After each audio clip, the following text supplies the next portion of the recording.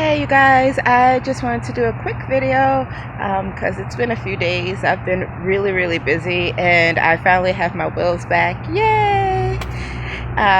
A special somebody helped me. I want to say thank you so much for helping me get back on my feet because quite frankly I was losing something like 3 to 4 hours every day trying to work with the bus for transportation.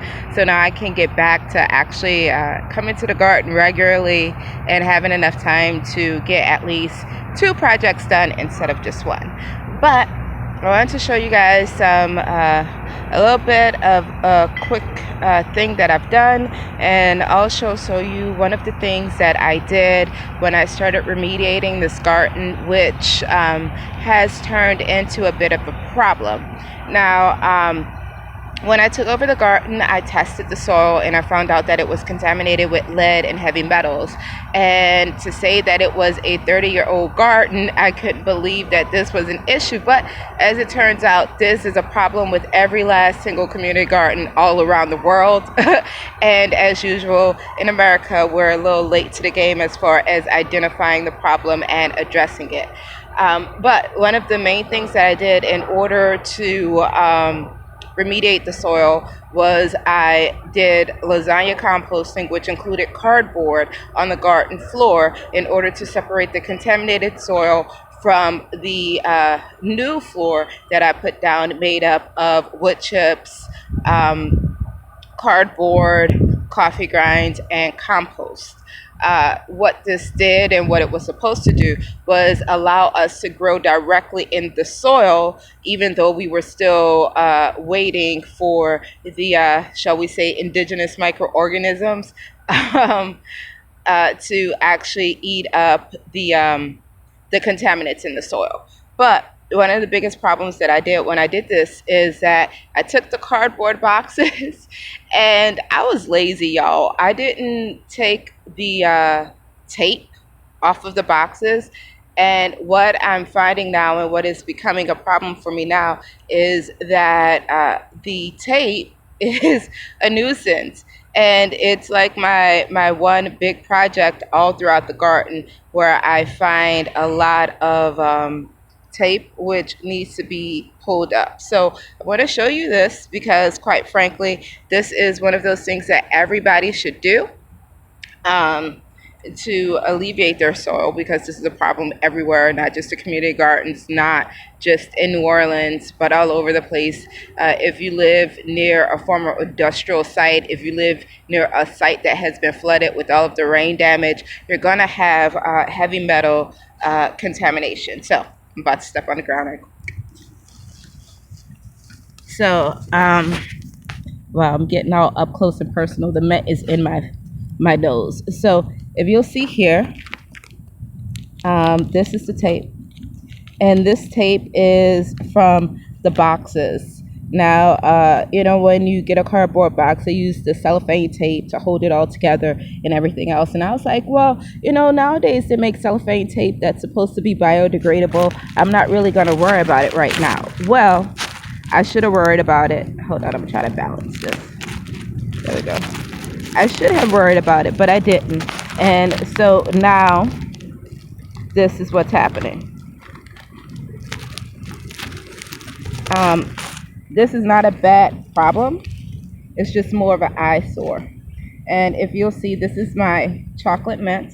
I'm using this as a ground cover. Part of natural farming is to actually let your weeds grow and cut them down and let them act as a type of fertilizer, as well as to make the compost tea and to help keep other weeds out. Now, this mint I've been putting all over the garden. It smells so good. Y'all, it's chocolate mint. It is, if you're wondering what it tastes like, if you go and you eat an Andes mint, that's exactly what this mint tastes like. And it is so delicious. Now, other than this, because this is what I've been working on today, is pulling up all of this because this is bad. I just wanted to find a good spot so I could show you guys what I'm doing as far as that is concerned. Let me show you what I did yesterday. So yesterday, let me find my little bucket for my cellophane. So yesterday what I did was I started working on my lemongrass area, and I took some before pics, and this area now looks completely different because it used to have a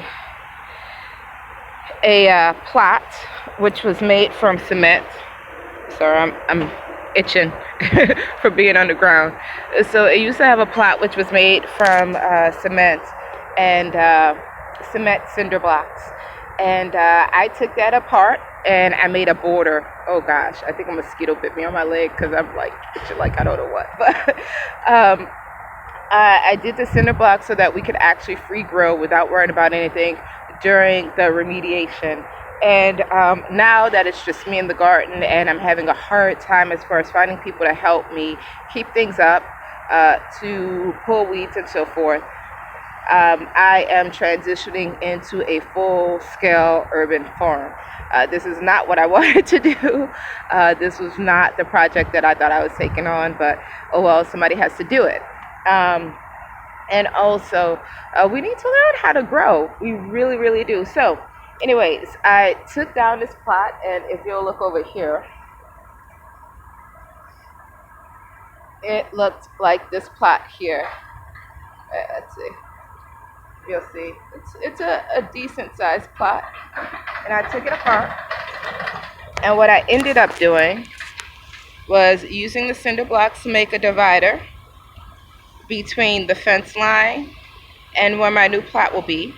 And the reason being is that we get wood chips annually, sometimes 3-4 times a year, and they dump them directly in between the fence over here.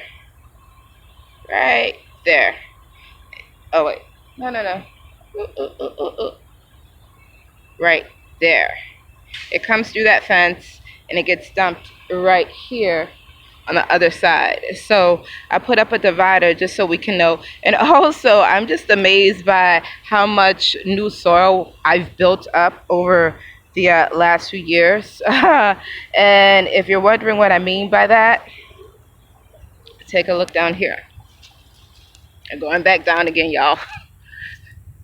So this is let me get my face back in here. This is a 3-brick cinder block plot. And as you can see, here's 1, here's 2, and 3 is more than halfway underneath. This is indicative of all of the new soil that that I grew. And I'm just totally amazed because I knew I was creating new soil, but I did not realize that you can create it so quickly. Also, as you can see, the weeds are not as horrible as they look. And the reason being is because first I put down a divider, which was the cardboard, and then I put down the mulch and everything else, and the weeds have to grow through that. But the amazing thing is once it grows through all of those layers, it's really easy to pull them up and take care of the problem. But I digress. This is my lemongrass. Let's see. So I've started putting down lemongrass. This is going to be a full plot of lemongrass once I'm done. And when I mean full plot, I mean it's going to be completely full by next spring. I'm hoping that we don't get a horrible freeze this winter because I don't want my lemongrass to die. However, because I do natural farming and I do try to grow, I don't want to say change the environment, but I want to learn better ways to grow and ways to not necessarily manipulate it, but to work with nature. So this year I'm putting this down. I have a lot more lemongrass to go. I'm propagating it back home in my windowsill. This whole little plot is going to be full of lemongrass, and I will see how that works out as far as it surviving past this winter. I'm hoping we don't have